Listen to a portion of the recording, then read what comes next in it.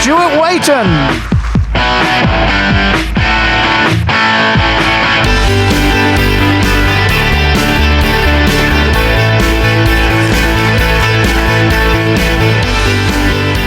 Thank you. I believe while you were walking in, some people were shouting shame at you. Is that correct? Yeah, well, shame on them. I've been on more left-wing protests and pickets than I've had hot dinners, but I always understood that if you want to change people's opinions, you talk to them, you don't shout at them.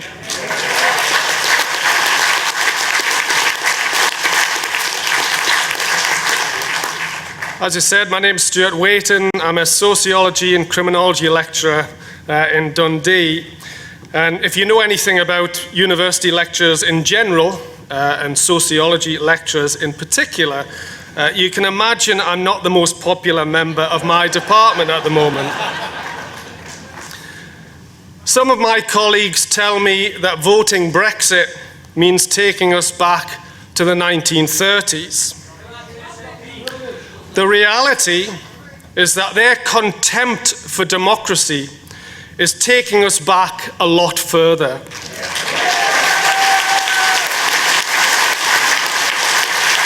Back to a time more suited to the Game of Thrones, to a pre-modern period when we were ruled by kings and self-proclaimed enlightened dictators.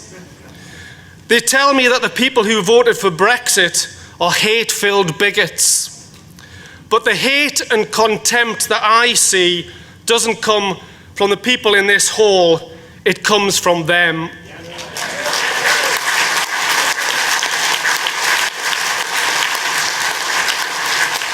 Today's bigotry is not being expressed by Brexit voters, but by those who look down their noses at ordinary people, tell them that they did not know what they were voting for, and who call us stupid, ignorant racists.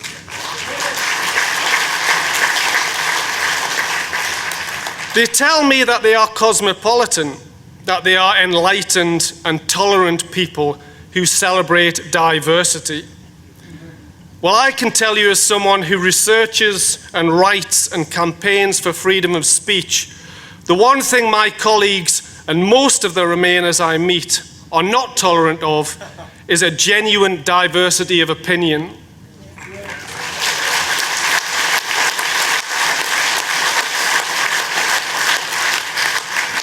In reality, my so-called liberal, enlightened, cosmopolitan friends are often the most intolerant people you could meet when it comes to those who do not share their opinions.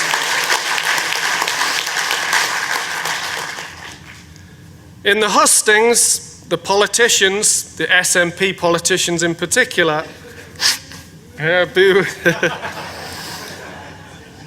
Trust me, boo, yes indeed. The SNP politicians in particular, they tell me that everything that is good in the world only exists because of the EU, and everything that is bad is because of the nation. In this Disneyfied version of the bureaucracy in Brussels, everything from world peace to workers' rights are dependent upon individuals like Jean-Claude Juncker and Donald Tusk.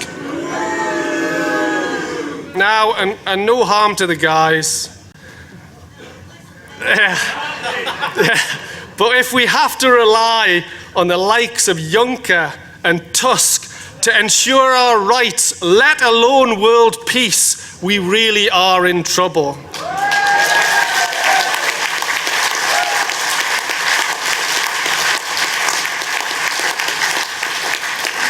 Donald Tusk, remember, is the man who wondered out loud what our special place in hell looks like.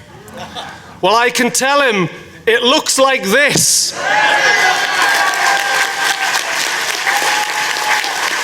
But strangely, it doesn't feel like hell. It doesn't feel narrow-minded. It doesn't feel like a hall full of bigots. Believe it or not, I don't feel like I've gone back to the 1970s or the 1930s.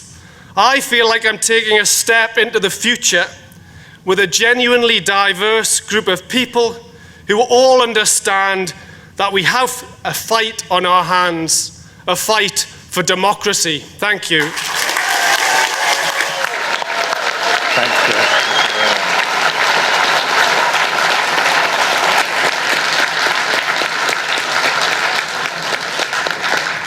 So, thank you very much, Stuart. Another great speaker there.